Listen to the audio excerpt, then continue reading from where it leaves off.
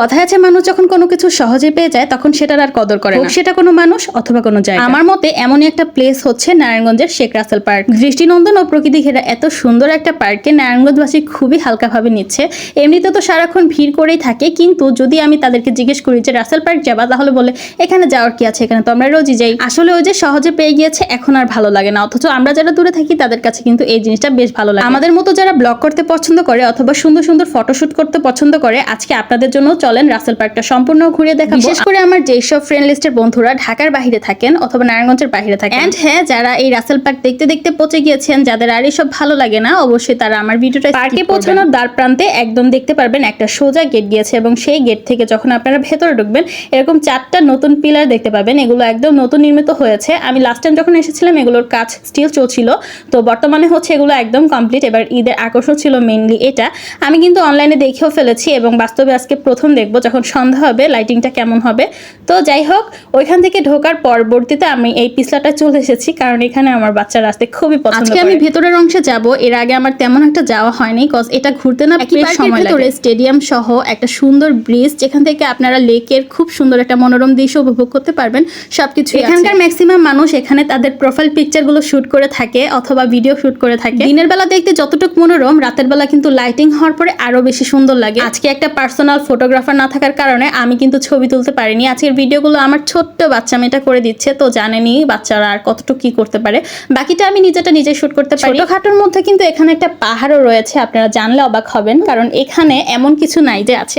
তো পাহাড়ের ওপর আজকে উঠেছি, অনেক বেশি কষ্ট হয়ে যাচ্ছিল বাচ্চাদেরকে নিয়ে। আর উঠে আমি নিচের দিকে তাকাচ্ছি, আমার মতো কার কার ফোবিয়া আছে, আমি তো নিচে তাকাতেই পারি না।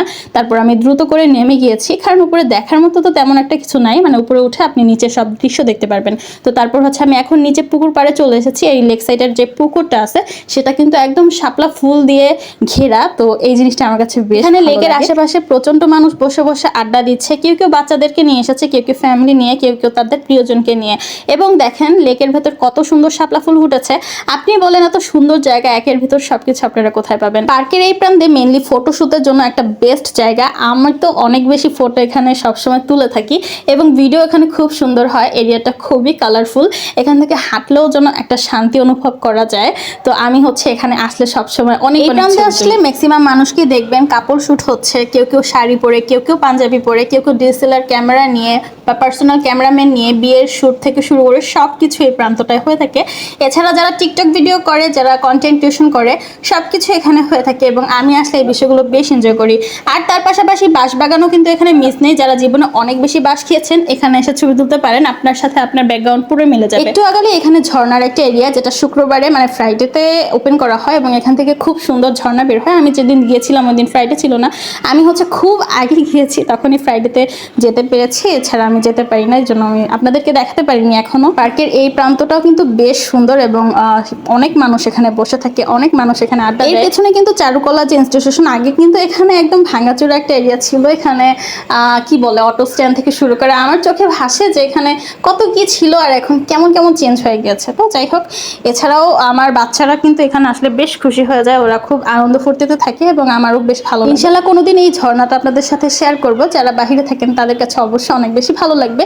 মাঝে মাঝে কিন্তু আমার কিছু ব্লগার ফ্রেন্ডরাও এখানে আমার সাথে দেখা করতে এসেছিল, তারা হচ্ছে ঝর্ণাটা মিস করেছে শুক্রবারে এসেও সময়ের অভাবে। তো যাই হোক, পেছনের এই মসজিদটা এবং এই ব্যাকগ্রাউন্ডটা খুব সুন্দর একটা ফিল দেয়। দেখেন এখানে অনেকেই ডিএসএলআর ক্যামেরা নিয়ে ফটোশুট করছে, তো তাদের জন্য একটা বেস্ট প্লেস এটা। আর যেহেতু এখন সন্ধ্যা নেমে আসছে, লাইটিং শুরু হয়ে গিয়েছে এবং লাইটিংয়ের পার্টের জন্য আমি মেইনলি অপেক্ষা করছিলাম। যেহেতু আমি মানে বাস্তবে একটা দেখা আর অনলাইনে ছবিতে ভিডিওতে একটা দেখা অন্য জিনিস, তো আমি হচ্ছে বাস্তবে এটা ফিল নিচ্ছিলাম। অ্যান্ড ক্যামেরাটা অন করেছি, ব্যাকগ্রাউন্ডটা দেখেন একদম জোসনা। মানে আপনার এই ধরনের ব্যাকগ্রাউন্ড পেতে ঢাকার বাইরে যেতে হবে, মানে ঢাকায় যেতে হবে না অথবা বিদেশ যেতে হবে না। এখন নারায়ণগঞ্জে বসে আপনি 10, 20, 30 টাকা খরচ করে এই জায়গাটার মধ্যে এসে ফটোশ্যুট করতে পারবেন, ভিডিও করতে পারবেন। তারপরও আপনারা বলবেন যে রাসেল পার্কে কী আছে, রাসেল পার্কে গিয়ে কী হবে, মানে আসবেনও ভিড়ও করবেন, আবার এই কথাটাও বলবেন।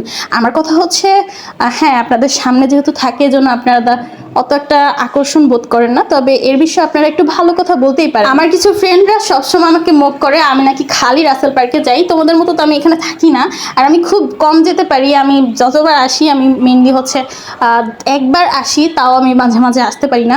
কখনো এটা যাই, কখনো জলার পাড়ে যাই। কম বেশি সবাই জানে আমি পুরান ঢাকায় থাকি। পুরান ঢাকার এরিয়া কিন্তু খুবই বাজে। তো ওইখান থেকে যখন এখানে আসবো, ওইখানে চোখে যা যা দেখি, এখানে আসলে আমার কাছে আসলে গরমের দিনে আসলে আসলে একটু কষ্ট, শীতের দিন আসলে মোটামুটি ভালোই লাগে। তো যাই হোক, আপনাদের সাথে পুরো রাসেল পার্ক ঘুরতে ঘুরতে এখন হচ্ছে সন্ধ্যা হয়ে গেছে, লাইটিংও দেখে নিছি, বাসায় চলে যাওয়ার পালা।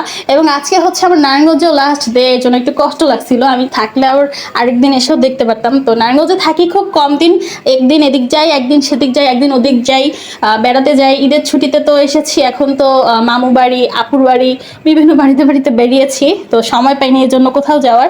রাসেল পার্কে গিয়েছি, এবার কোনো রেস্টুরেন্টও যেতে পারিনি। তো আপনাদের সাথে আবার কখনো দেখা হবে নতুন একটা ভিডিও নিয়ে। আজকের মতো বিদায় নিচ্ছি, আল্লাহ হাফেজ।